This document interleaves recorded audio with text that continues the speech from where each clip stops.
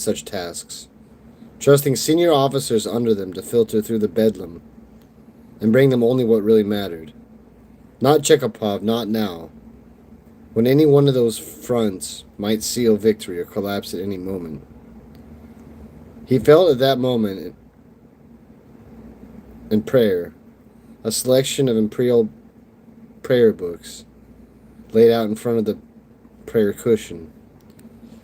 In the velvet dark of the prayer dome, the Emperor felt close, as if his hands hovered over Chekhov, his eyes watching from whatever plane of existence he now ruled. 100 pick screens carried images from the war for Opus. Some were juddering images transmitted from pick stealers on tanks or fighter craft.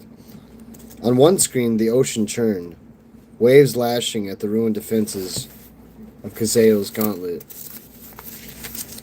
harbor. On another, the Rakaban jungle jerked past, as seen by an intelligence observer, embedded Imperial forces trying to crush the guerrilla forces, mounting raids from the jungle around the city. Grainy monochrome images from an artillery spotter showed the opening salvos for Operation Starfall, dropping Castilian missiles loaded with mine clusters across an expanse of barren plain.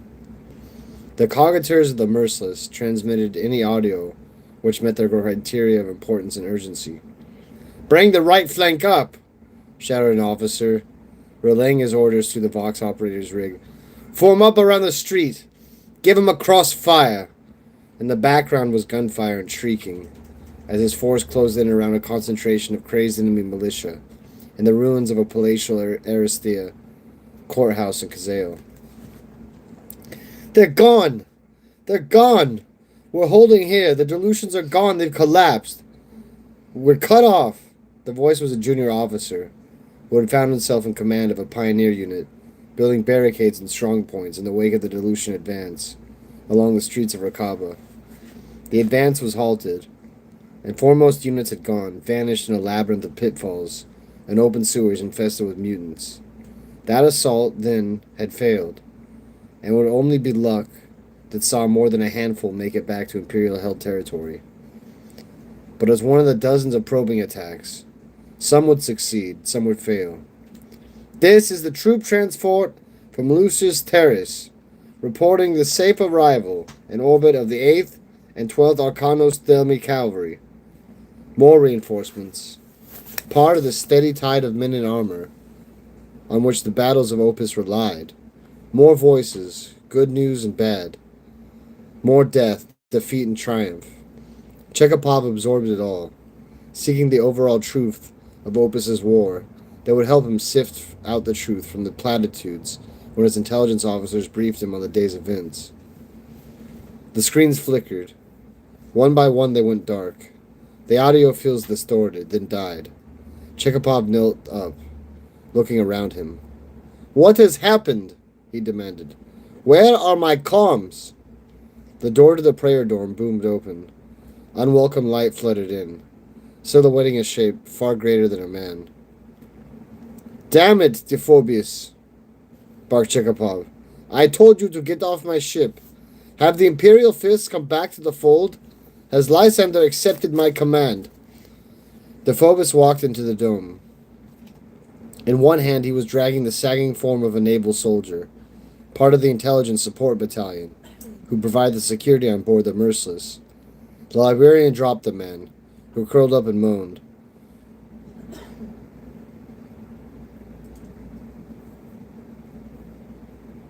"The Space Marines have not abandoned 10,000 years of independence at your request, Commander," he said. "And as far for staying off the ship, if you want to keep an Imperial Fist away, you should step up your security. To their credit, I almost broke a sweat disarming them." "Have you not antagonized this command enough?" retorted Chekhov. "I have a war to win. I cannot spare the attention to answer these insults." The Phobos took 2 long strides to where Chekhov stood, and before the Imperial commander could move, Dephobos' gauntlet was around his neck. "Insults?" said Dephobos in a low, dangerous tone. "I speak of death. Guns raised against my brother Imperial fists. Mind-wiped troops, under the orders of the official Assassinorum. Speak, Chekhapov. Tell me all you know.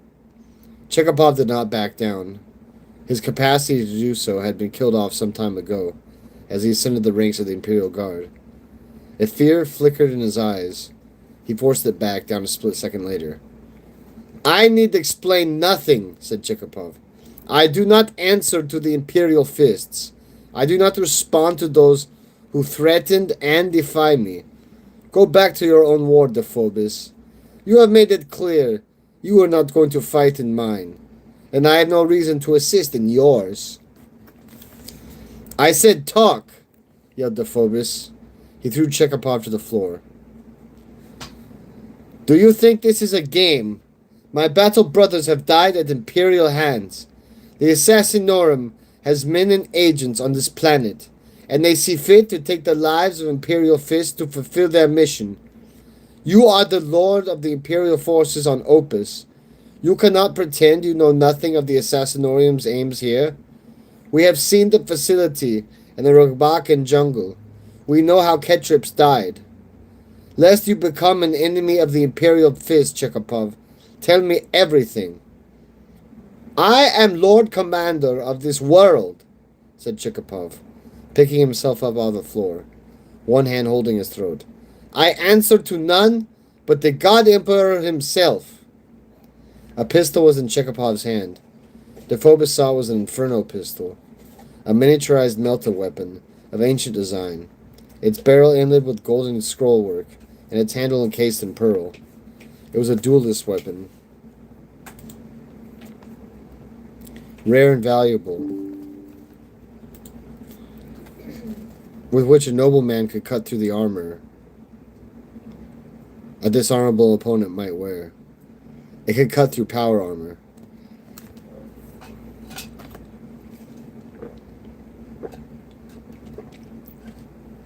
Dephobis leapt on Chekhapov and batted the commander's gun away with his own. The pistol fired, a fat, deep red bolt of power, punching through the prayer room's wall.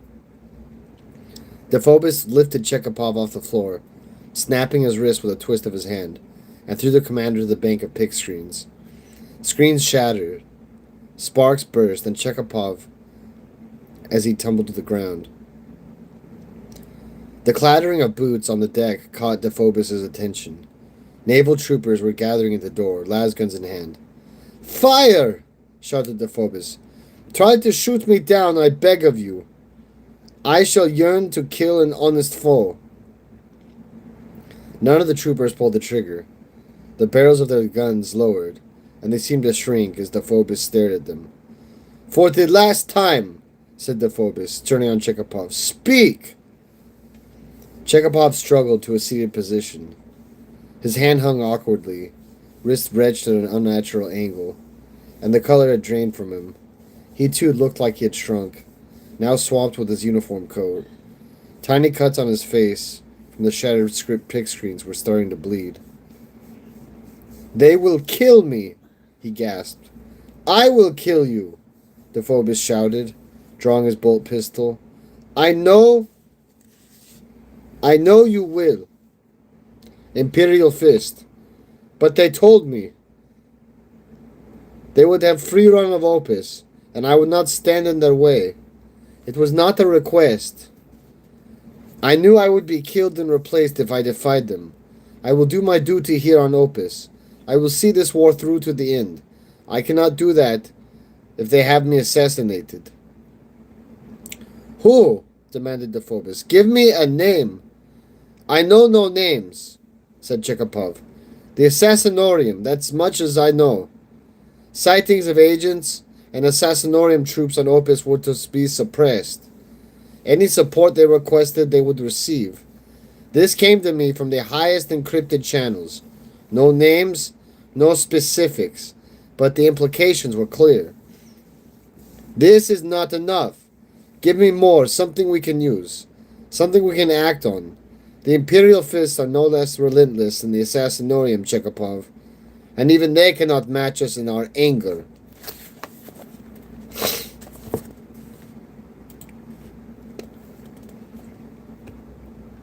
Chekhov swallowed. The commander was gone. In his place was a normal man, as capable of fear of anyone else. Scarfall Island, he said. I had to keep it clear for spacecraft landings. I know nothing more. Not who is there, not what they are doing. That is all I know. The Emperor's eyes upon me. That is all I know, I swear it. The Phobos holstered his gun. You say you have a duty to do on Opus, he said. You are right. For this reason, I will let you live. Whether Lysander agrees with my decision depends on what we find on Scarfall Island. He turned back to the troops at the door. We are both servants of the same Emperor, he said to them. Stand aside. Do as he says, said Chekhov. Stand down, men. Shoulder your weapons. The troops stood aside, and the Phobos left the prayer dome.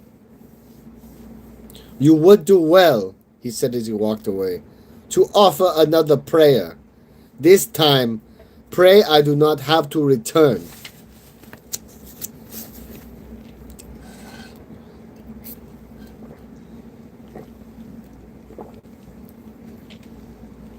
"300 troops stood to attention, as they always did, for 10 hours per day, unmoving, unthinking. General 7 walked up and down the ranks. He inspected the troops once every 2 hours for signs of physical degradation, equipment disrepair, or various psychological ailments that tended to hamper the effectiveness of a mind-wiped soldier. Nervous systems were particularly at risk. Repeated mind scourgings and reprogrammings shortened the life of nerve clusters and certain areas of the brain. Malcoordination and tics were particularly dangerous signs. There were no anomalies that cycle. 7 here, said the general in response to the Vox chirp in his ear. A series of cold chirrups sounded. I acknowledge. Time query. The response suggested a time span of between 2 and 4 hours. Thy will be done, said General 7. Like his men, General 7 lacked a name or discrete personality, but was capable of much more autonomy of thought than the majority of the troopers. He had to be trusted with leading them as well as fighting. For that reason, many had more of his original faculties intact. Landing detail, he ordered. Clear the landing pad and stow the defense cannon. Docking clamps and refueling made ready. 100-man protocol detail, full dress. To your duties. The men of the official assassinorum broke into the work teams to prepare the landing pad. A circle of rockcrete studded the docking clamps and maintenance access hatches. Scarfall Island protected the pad well, being the relic of a volcanic eruption that had left high, deadly basalt cliffs and peaks surrounding a large central depression. Overhead, clouds of seabirds whirled and screeched as they flitted back and forth between the ocean feeding grounds and the nesting caves along the cliffs. There were a few other sounds, for the troopers did not speak unless it was strictly necessary. They had once been judged by the temples of the official assassinorum, these men. Some were death cultists picked from the many deviant branches of the Emperor. Others were the hereditary offerings of famous bloodlines, who were bound to hand over their most martially able offspring to the agents of the Imperium. A few had even been psychopaths, chosen from imperial prisons, whose skills and temperaments made them ripe for training. But they had all failed. The great majority failed. Some were killed during their training. Others were deemed too dangerous to live. Those that were intact were scrubbed clean of their memories and placed in the blank uniforms, devoid of name or rank, of the official assassinorum's own army. The damnatio morore descended from the overcast sky, parting the clouds in ocean spray, driving away the flocks of seabirds. It was a plain black craft of an ungainly shape, with an asymmetrical blocky nose and a great flaring engine. It was small by the standards of warcraft, easily able to fit the island's small landing pad, and it was ancient even by the standards of the finest imperial spaceships, and hence was faster and more reliable than almost any other craft in the service of the Emperor. It had to be, for it had ferried its passengers across a good expanse of the Imperium in less than a week. A pilgrim craft or battleship might have made the same journey in a year. The ship landed in a sweep of hot exhaust. The engines powered down, and the docking clamps slammed shut around its landing gear. The honor guard of troopers, in their black and purple dress uniforms, filed to flank the disembarkation deck as it descended. Lecter Gwildon, in a greatcoat, with the iron skull badge of the official's lower orders, hurried from the island's command building to greet the half-dozen figures who descended. Two were scribes, partially augmetic individuals, accompanied by trundling Lecter servitors. Whole libraries of history and execution lore filled the data media concealed in their skulls.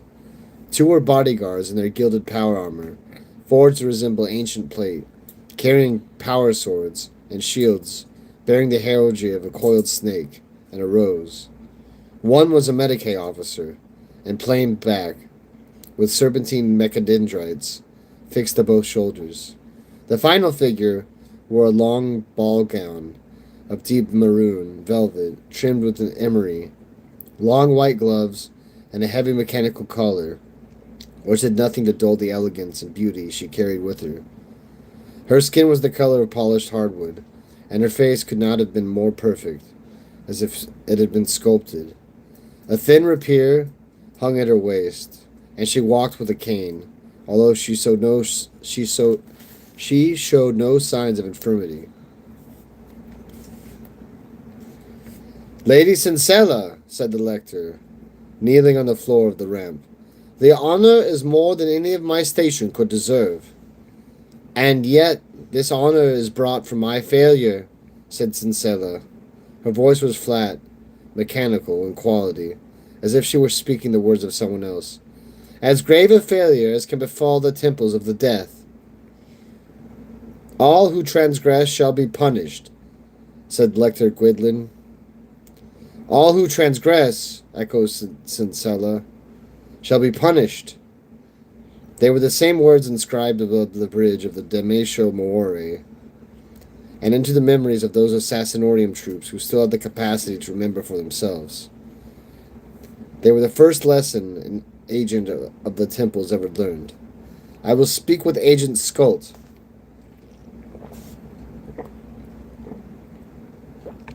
"Agent Skult is in the field," said Gwydlin. "I will have a summons transmitted." "No," said Cincella. "I will go to him. The Damnatio Memore can take me to him faster than can get the island. Where is he?" "In the Blood Eyrie," said Gwydlin. "Has he reported any sightings?" "Not since Mountain 1194. "Then time becomes a more pertinent still. I shall require 150 men, fully armed, with heavy and squad weapons. See to it." Gwydlin bowed his head. "It will be done within the hour." Lady Cincella laid out a delicate hand on the lector's brow. "The Emperor's will out," she said. "The stain will be washed away. Shadows will fall over the temples again." "I pray," said Lecter Gwydlin. "Every hour I pray anew." "You will not be permitted to remember. Then I will pray for my mind to be scoured clean." Lady Cincella shook her head and smiled. It was a convincing smile, an expression of comforting sorrow. Like so much else that had been sleep taught to her, her facial features stimulated until the muscle memory had built up, and she could pick this particular configuration from a list she kept filed away in her brain. "No, Lecter," she said, "that will not be enough. Then my next prayer," said Gwydlin, will be for death." "Rejoice that the hour is known," said Cincella. "I will leave you now, and maintain silence. I will speak to you again soon, when our work is done." Lady Cincella glanced at her attendants. The mind impulse unit, built into her hindbrain, sent a signal to them to accompany her back aboard the Demetio Memore. Gwydlin turned to the troops who stood silently, ranked up. General Seven walked to the front of the troopers and turned smartly. "Squad armaments and make ready to depart," he barked. "At the double." The troops marched off towards the barracks and storerooms. Already other soldiers were hauling refueling lines and adjusting the control surfaces of the Demesho More's stunted wings for prolonged atmospheric flight. Gwydlyn wiped away the tear that had gathered at his eye. True beauty always made him weep, but there was nothing as beautiful as the purity of death. "There!" said Gorgithian. His face was bathed in the green of the sensor display, projected across the viewing port in front of him. "Exhaust wash leaving the island. Staying low. They're not going back to orbit. We're too late." "Are you certain?" said Sergeant Kirev, watching through the door to the passenger compartment. "That's past sensor range. A Thunderhawk does not have the sensors of the Sanctifier," said Gorgithian, "but they can tell much to someone who knows how to read them." The blotches of grainy light, building up a picture of the telltale energy signatures around the Thunderhawk, meant nothing to the eye of a man like Kirev, but Gorgithian was the best pilot in the Imperial Fists. "Follow them," said Kirev. "Stay low." The gunship prowled at wave height, salt sprayed lashing at their viewport. Red warning runes winked across the controls, and Gorgithian ignored them. Scarfall Island, a crown of black basalt, lashed by the roughening waves, flashed by to one side. On the other side was the coastline north of Kazale, its towns and cities now empty of souls, all of whom had been fled up north to join the growing catastrophe there. Within a few moments, Scarfall Island was out of view. The Thunderhawk, which bore the name of Gilded Pyre, whistled into the open ocean, guided only by the faintest traces left by the passage of a ship that was several minutes ahead of it. "Slow and ungainly," said Gorgithian, seemingly to himself. "Half the bird the Sanctifier was. But I'll show you what you are. I'll teach you." Kirev turned back to the Imperial Fists, assembled in the Gilded Pyre. "We're following them." "Who?" asked Captain Lysander, and the grabbers trained around him. "We don't know," said Kirev.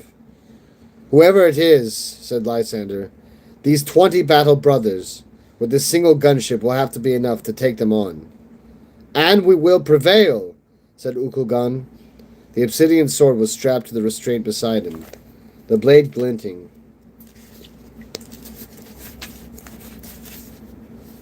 In the weak compartment light. "As Royal Dorn prevailed on the vengeful spirit, as we have always done." "I see her," came Gorgithian's voice from the cockpit. "She's fast, a spaceship configured for atmospheric flight." "Can you keep up?" said Kirev. "I shall teach this machine how," replied Gorgithian. "I have not had a single enemy in my sights that has ever escaped. The Gilded Pyre wants to fall behind. She wants to give up. But one such as I has never flown her, and I will teach her what she can really do." "Then the occasion lends itself to prayer," said Lysander. "Lead us, brother Ukulgan."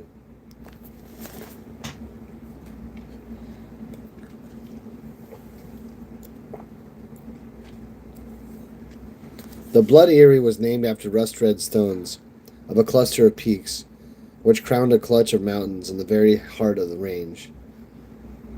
In the same mountain range, many kilometers away, Squad Orphos had lost 2 brothers, one dead and one wounded.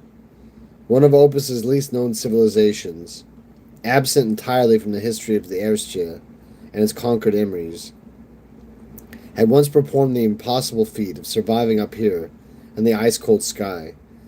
The Eyrie was a series of great caverns, open to the air, and cut through the red peaks. Some peaks were completely hollowed out, open like bells of the elements, their peaks a lattice of stone ribs. Stone bridges between the peaks seemed as thin and delicate as the strands of a spider's web. Eagles and spindly winged humans were carved everywhere. Their long, mournful faces looked out across the expanse of the mountains, which from here looked endless. Once thousands of people had lived in wooden buildings built into the structure of the Eyrie, but now they had decayed, leaving only the skeleton of a city higher than the clouds. For the first time in the better part of 3,000 years, the wind was not the only sound. The drone of engines changed pitch as the black stab of the Demetrio Memore swept down between the peaks of the Blood Eyrie. It slowed and hovered, the cannon on its nose playing across the skeletal remains of the city. It descended as if to land on one of the peaks, wherever the stone ribs were spaced widely enough for it to set down. Then its descent halted, and it jerked upwards, like a bird startled to flight. Burning silver flares sprayed from its back, exploding in showers of sparks. Its sensors had spotted the second craft, one which wove its way through the mountains. It was all but a shadow in the valleys of the mountain range, but now, between the soaring peaks of the Blood Eyrie, it had been forced to emerge into the open. It was a Thunderhawk gunship of the Imperial Fists! The guns of the Demetrio Memore erupted. Explosive fire hammered into the mountainside behind the gunship, throwing down cascades of rock. But the gunship did not flee. It was outgunned by the huge caliber guns of the far larger spacefaring craft. Its own weapons were not designed to penetrate the height of the Demetrio Memore, but nevertheless, it turned towards the larger ship, and its own weapons blazed in reply. "Rise up, gilded pyre," said Gorgithian. "Rise and be counted. The spirit of the Sanctifier burns in you." The Thunderhawk spun and dropped 100 meters, sprays of fire from the enemy ship shrieking over it. "How did they see us?" yelled Kirav from the passenger compartment. "Their eyes are keen," said Gorgithian. "But we are here to fight. In the air or the ground, we are here to kill." "Barrows, Sterner," ordered Lysander. "Get on the heavy bolters." Barrows and Sterner hauled open the two side hatches. The freezing mountain air swirled in. Two heavy bolters swung out on either side of the Thunderhawk. Barrows sighted the black shape of the enemy ship, swinging past his sides. His heavy bolters slammed out chains of fire, bursting against the enemy's hull. The enemy's ship was small for a space-going vessel, but it was still easily 4 or 5 times the Thunderhawk's size, and the impact seemed barely to dent its black livery. "My guns are the faculties of my mind," said Gorgithian, his hands playing out over the gunship's controls, as if without any effort on his part. His piloting instincts were so finely honed, they were a reflex action that let his mind free. "My bullets are thoughts of my revenge. My sword is my honor. My armor is the certainty that I will prevail. Thus spake Royal Dorn." One of the carved peaks loomed between the Thunderhawk and the enemy ship. "I turn faster than you," said Gorgithian. "Dread lumbering beast. Compared to me, you have the guns of a battleship. But you can turn like one too." The Thunderhawk's nose cannons fired, not into the enemy ship, but at the spurs of stone that encompassed the abandoned city of the Eyrie.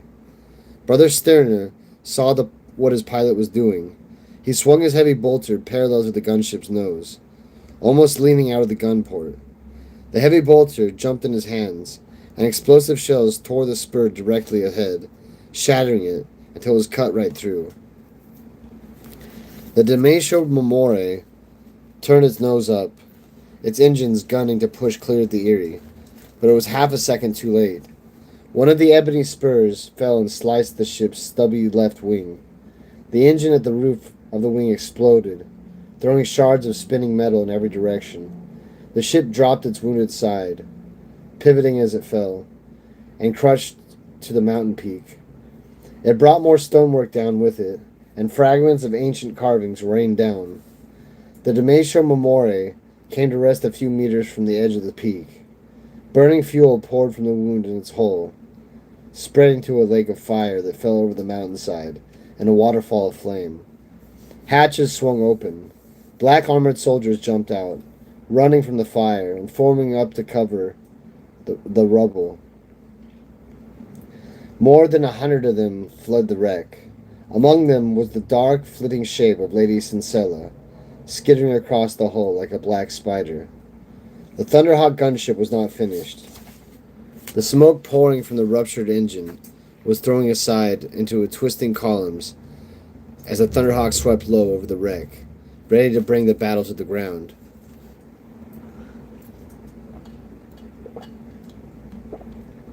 Orphos jumped from the opening ramp of the Gilded Pyre. Squad Septurin jumped behind him. Assault Sergeant Septurin himself went almost head first. Orphos threw out his right arm, instinctively, as the mountaintop crushed up at him. The bionic responded, as he took the impact of his landing in his new iron palm. He took in the situation in a second. The enemy troops were sheltering ahead of him, in the cover of the fallen rubble. Orphos was in the open. He knew how long it would take for the enemy to get him in their sights and open fire. He knew that would happen to him if he were caught by the full force of their fire. The rules and probabilities of battle rushed through his mind, placed there by sleep teaching. Orphos put his head down and ran. Laz fire was already hissing through the air around him. He dropped down and skidded into the cover of the enemy's ship's fallen wing, a burning black slab that embedded itself in the stone of some ancient mountaintop secret. "Brothers!" he called to his squad's Vox channel. "On me, be swift, and give not a moment to breathe." Inarin was following and firing. Shots from his rifle cracked among the Laz fire. Scout Privard leapt into the severed wing, slamming back first against the control surface that was jammed sticking straight up. Orphos risked looking past the edge of the wing. The enemy were the same visored troops that his squad had faced when they took down the convoy outside Gazale and Kade. Among them moved one who was faster than a man, who skittered between the fallen stone as fast as a striking snake. It was a woman wearing a ball gown of all things, but one artfully slit to give her full freedom of movement. Bolter fire stitched around her as she flipped over it, even as one of the troopers beside her was blasted open. She had a metal collar around her neck and a knife in her hand that glowed golden yellow. Squad Septurin were landing around Orphos.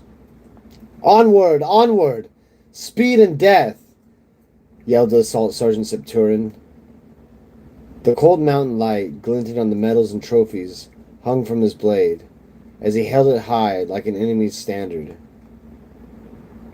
His squad ran towards the enemy in his wake, charging to the opening Laz shots to close with the enemy. Orphos broke cover and ran with them. Already Septurin's blade was bloodied, thrust in the stomach of a trooper who had leapt forwards to meet him. The other Imperial fists were among the enemy in a second, swinging their own blades left and right, carving limbs from bodies. The enemy were not running. Orphos shot one down with his bolt pistol, blowing his leg off at the hip. The head of another snapped back, hit between the eyes, as Orphos did not have to know that the scout Inarin had fired the shot. In the bedlam, the impact of the Imperial fists was winning. As resolute as the enemy were, and as numerous, Squad Septurin had hit them too hard. Blood was spattered across the stones, and suddenly the fallen masonry was not cover at all, but a cruel labyrinth, which forced the enemy to fight in ones and twos against the Space Marines, who could fight them all. Somewhere in Orphos' mind, he registered movement overhead. It was something familiar, something he had seen before. He looked up. Among the still intact stonework of the bloody area was a shape crouched, nothing more than a shadow upon a shadow. The same color as the dark stone and barely distinguishable, but it was a human shape. "You!" yelled Orphos. "I see you!" The enemy sniper, the same who had taken Orphos' hand and left Scout Greyes critically wounded, the same who had killed Lord Inquisitor Ketrips and brought the war to Opus, knew he had been spotted. He jumped down from his perch and vanished along the scattered wreckage that had spilled from the crashed ship's ruined engine. Orphos ran again, leaping over a fallen chunk of stone. Squad Septurin had their battle, the close-quarters murders for which they had been trained for. Orphos had his. He ignored the Laz fire and death all around him, and he ran straight for the man who had taken his hand. "An assassin does not stand and fight," said Ukulgan. An assassin flees the battle to return and bring death when the guns are silent. The words of Robotu Gilliman, said Lady Sincilla, and the Codex Astartes. Lady Sincilla had made it halfway across the stone bridge when the Emperor's champion had leapt at her from the Thunderhawk and landed on the bridge. The stone had splintered under his weight, but it held just barely. Now his armored bulk formed a complete barrier across the bridge. You know of the Codex? Said Ukugon. One never knows when a space marine might be one's next target, said Lady Sincilla. I must be familiar with the battle lore of someone I might have to kill. Their words covered up the process of weighing up another's strengths and weaknesses. Both knew it. Lady Sincilla was an extraordinary sight. Ukugon had never faced anything like her. Compared even to the mind-wiped assassinarium troops, she was slight in form, tall but seemingly without muscle. Compared to a space marine, she was hardly there at all. Her dress was unlike a soldier's uniform, as could be imagined. Her skin was flawless. Only the thick, ugly iron collar around her neck and the power knife in her hand spoiled the effect. For them, she could have been hosting a ball for the elites of the Imperium's noble houses. Ukugon took a two-handed grip on his obsidian sword, aiming its tip at the woman's throat. The official assassinorium brought war to Opus, he said. A war in which battle brothers of mine have lost their lives. Their blood is on your hands. You have manipulated my chapter into fighting your battles. Our honor is befouled. Either crime would be enough to compel me to extract satisfaction, both of which you are guilty, assassin. I marvel, Imperial Fist, that the Imperium's finest soldiers can be so damnably blind. The woman switched to a reverse grip on her power knife. Is that all you see? Crimes against your chapter. Mine is the Imperium to save. We are here on Opus for the good of mankind. Then you will not be swerved by words, said Ukugon. Only deeds remain. Only deeds, said the woman. Well put. Lady Sincilla moved so fast it seemed that slices of time fell out as she moved, jolting her from point to another, without visible movement in between. She handsprang over Ukugon, landing behind him, before he powered the obsidian blade toward her in a thrust. Ukugon swiveled on his front foot, bringing the sword around in a wide arc, but Lady Sincilla flipped over the blade. The power knife in her hand was aimed at Ukugon's heart. It flickered forwards quicker than Ukugon could react. Its power field spat blue sparks as the blade punched through the ceramite of Ukugon's breastplate and the inner armor of his fused rib cage. It speared through his heart. He could hear it, feel the spasms of pain running down his limbs and his hearts as they were sliced into two. He fell, coldness falling over his body. Sincilla stepped over him, heading for the adjacent mountaintop of the Blood Eyrie. Ukugon's gauntlet closed on her ankle. Sincilla was thrown forwards on her face. We have two hearts, said Ukugon. You forget your prey. The second blade was in Sincilla's hand as quickly as a magic trick. Without a word, she stabbed down through Ukugon's hand, transfixing it to the stone. It was a normal blade without a power field, and it lodged in the stone. I have left your heart intact so the Imperium would not be robbed of such a warrior, she said. I take it a man of honor would not stoop to scorn such a gift. Harpy, said Ukugon, and tore his hand free. He jumped to his feet, regaining his grip on the obsidian blade. I will take your heart from mine, and you will not fare as well without it.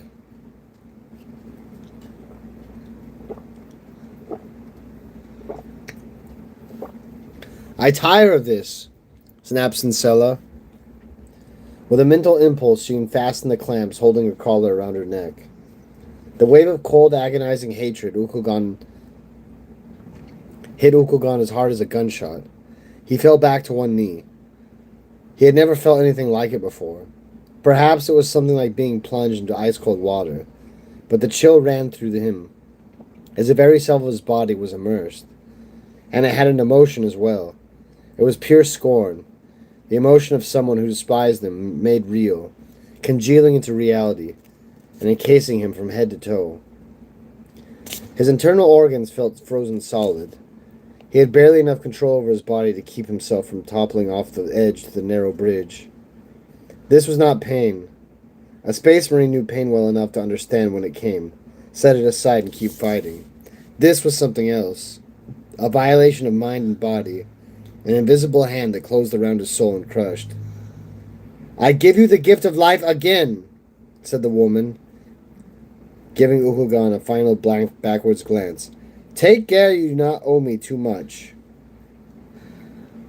Then she flitted the rest of the way across the bridge, disappearing among the spurs of the mountaintop, leaving Uhugan gasping for breath.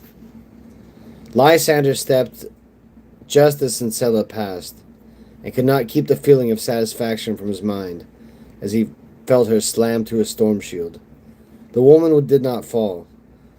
She rolled as she fell, coming up in a low, dangerous crouch, power knife in hand, her lips drawn back in a look of feline rage. Lysander built down on the ice raising in him, keeping it from filling his veins.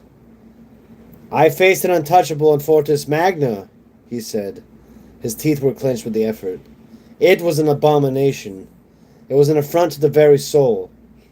The closest I've ever come to giving into fear. But I overcame, I killed him. And now your favorite trick has failed." Sincella growled and stalked to one side, circling Lysander.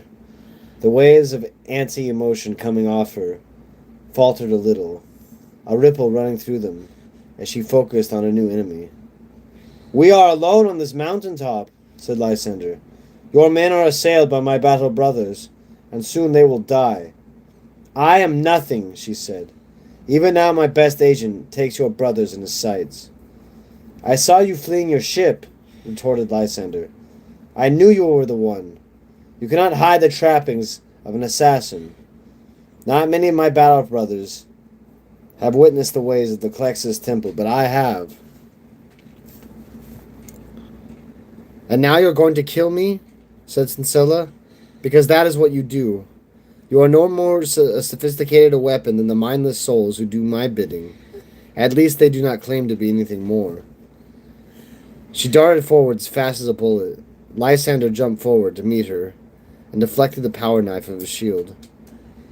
He swept the fist of Dorn around to trip her, but she spun in the air and leapt over it, landing beside him. "Unless," she said, "you want answers." "It is not a case of wanting anything," said Lysander. "I will have them." Sincella leapt backwards and powered off the stone spur behind her, diving at Lysander from above. Lysander held up his shield, but Sincella had read the movement before he made it. She hit the ground just in front of him, knife flicking up towards his abdomen. Lysander had read her too. He did not have room to bring the fist of Dorn to bear, so he cracked the back of his fist at the side of her head. Sincella sprawled away across the stone. Lysander stepped after her and brought the fist of Dorn down towards her. She rolled to one side as the hammer's head fell and smashed a crater at the mountaintop. Splinters of stone fell. "How long since someone laid a hand on you?" said Lysander. "What are you? A Grand Master of the Assassinorum? How long since you faced someone who could defeat you?" Sincella touched the hand to her face. She was bleeding. "It seems that every day I face a foe who can beat me," said Lysander. "One who can hurt me. But not one of them has done it yet. That is why I call myself a soldier, not an assassin. I am Lady Sincella of the Kluxus. And I thank you, Captain Lysander. I have not felt a hostile hand on me for 300 years. I have forgotten what it was really like to fight." "Then tell me why you brought war to Opus," said Lysander, "or I will teach you what it means to lose." "Stop killing my men, Lysander, and perhaps I will be minded to talk." For a moment the two faced one another, every muscle wound up ready to pounce. Then Lysander switched to the all-squad Vox. Cease fire, brothers. Cease fire. Put up your swords.